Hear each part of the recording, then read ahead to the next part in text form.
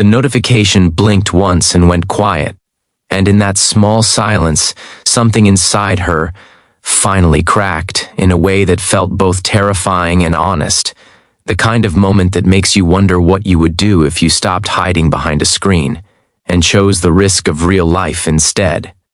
Sarah sat there in a corner of a nearly empty coffee shop in Ohio, phone warm in her palm, heart racing as if it had been caught telling a truth she had tried to keep buried. If you were in her place, would you close the app too, or would you keep scrolling, pretending that safety felt better than connection? She had joined the app after her last relationship ended quietly, not with a fight, but with exhaustion, the kind that drains you of belief.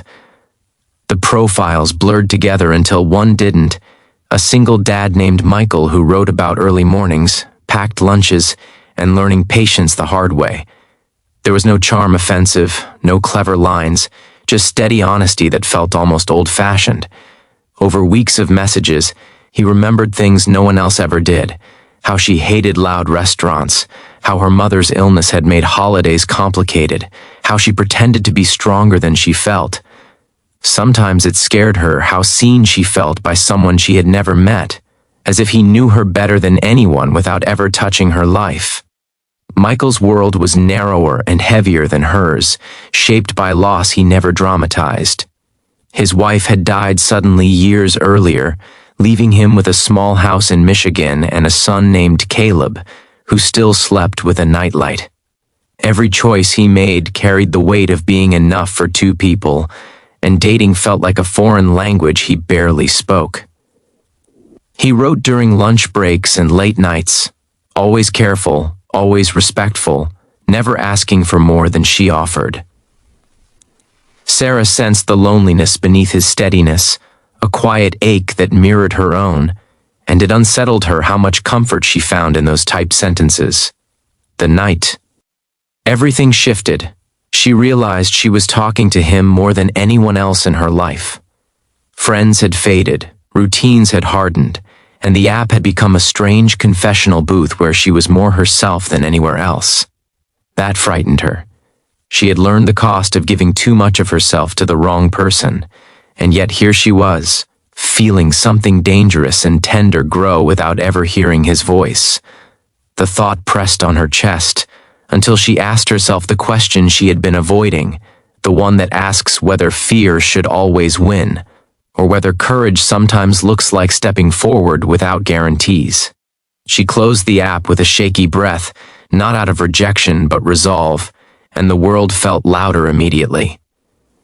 Michael was sitting across the room, having driven hours on a work errand he hadn't mentioned until that day, unsure if he should even tell her he was nearby. He looked older in person, lines carved by responsibility and sleepless nights, but there was something grounding about him, something real. Sarah felt the weight of all the things that could go wrong press against the fragile hope rising in her chest, and she felt the pull of a choice that might change the quiet shape of her life. As she approached him, the years of holding herself back trembled and loosened. There was no dramatic declaration, no rehearsed speech, just a woman choosing presence over pretense. Michael's eyes filled with surprise, and something like relief, as if he had been bracing for disappointment. He no longer had to face alone. In that moment, both of them carried their scars openly, hers from abandonment and his from grief, and neither tried to hide. The risk was enormous, but so was the kindness in finally being honest. Their relationship did not unfold like a movie montage. It was slow and awkward and deeply human. Sarah learned what it meant to love someone whose time was never fully his own, whose first priority would always be a small boy. With cautious eyes, she learned patience in waiting rooms and resilience in the face of canceled plans. Michael learned how to open parts of himself he had sealed away for survival, how to trust joy without feeling disloyal to the past.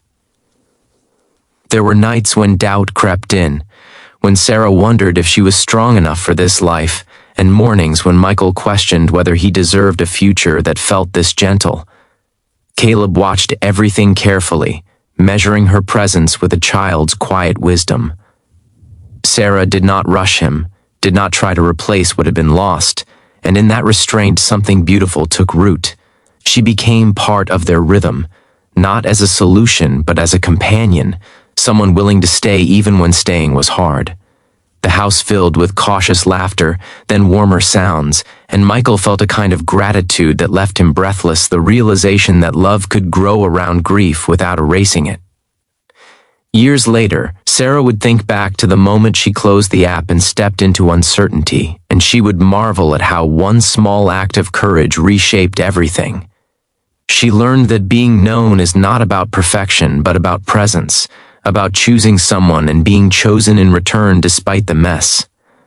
Michael learned that opening his heart did not weaken his devotion to the past but honored it by allowing joy to return.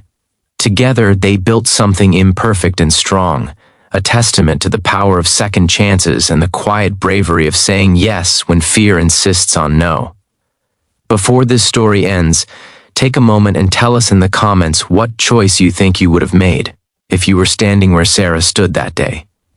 If this story truly touched your heart, please gently show your support by liking, commenting, sharing, and subscribing, so more stories of hope and second chances can reach those who need them most.